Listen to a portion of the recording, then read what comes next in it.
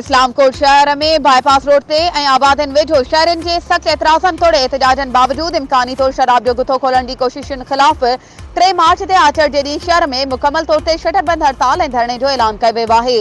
उन्हीअ सिलसिले में जंहिंमें मौलाना ताज मोहम्मद सुमरो, मौलाना अब्दुल खालिक जुनेजो, सैयद भूरल शाह, शाहनवाज कास्केरी, वरियाम लंजू, जुमन जुनेजो समेत ॿियनि शिरकत कई। गॾिजाणी दौरान अॼु छंछरु ॾींहुं प्रेस क्लब आॾो एहतजाज बाद बुख हड़ताली कैंप क़ाइम करण जो ऐलान ऐं सुभाणे आचर ते शहर में मुकमल तौर ते शटरबंद हड़ताल जो सॾु ॾिनो वियो आहे।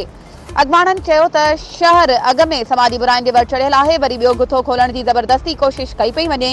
असां बार बार शहर जे मोज़िज़ीन वटि लंघी वियासीं त हिन बुराई खे ख़तमु कजे, पर असांजी मिंथनि ऐं इलाज़नि खे बि मोट न ॾिनी वई।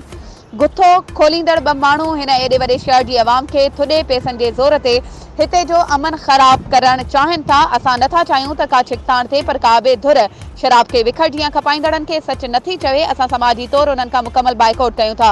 असीं वरी बि सभिनी खे हथ ॿधी अर्ज़ु करियूं था त ख़ुदा जे वास्ते हिन शहर ते रहम कयो वञे। गुथनि बरदरां तालीमी इदारा खोलियो, जंहिंसां ही नसल अॻिते वधे। शराब वापराईंदड़ नौजवान थोरे अरसे दौरान जिगर जी बीमारियुनि में वढिजी मरी रहिया आहिनि। असां अॻ में खुलियल शराब जे गुथे जी बि ख़िलाफ़ आहियूं। सभिनी बुराइनि जो ख़ात्मो चाहियूं था। शहरी साथ ॾियनि त हिन बुराई खे ख़तमु कराइजे।